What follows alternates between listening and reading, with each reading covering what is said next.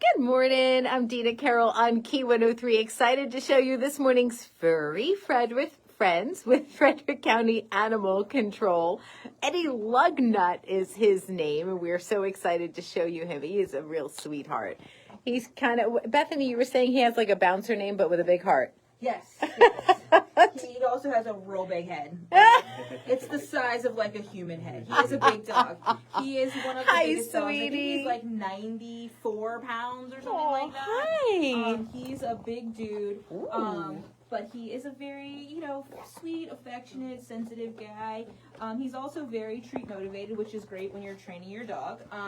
But he does know a couple of things already. He's so big, he's hard to fit in your screen, right? Yes. He knows sit and he knows down. He doesn't have, we can't figure out what his cue is if he has one, but he does like to give paw a lot, although that is a submissive thing, like saying, hey, I'm not going to hurt you, let's be friends. Or if we just haven't figured out what his verbal cue for that is, but he does do it a lot when he wants treats. He's just a super, super affectionate guy. We haven't had any issues with him. But I did note that he was very excited in a not a great way with some of the small dogs that we have. I see. So he would not be... Like they're toys to him. Yes, he would not be well suited for a family maybe then with cats or other small dogs. Sure. But he hasn't really had any issues with the other dogs.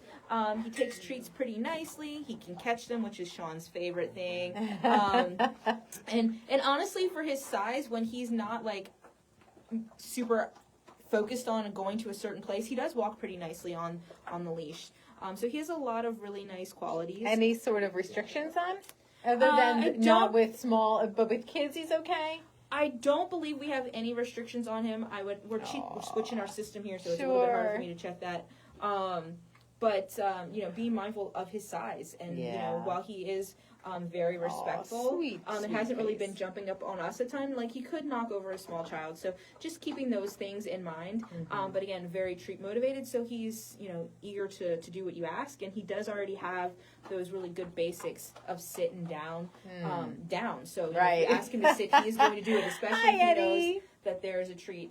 He does have a little bit of happy tail going on. He has a pretty long tail, actually, for his size.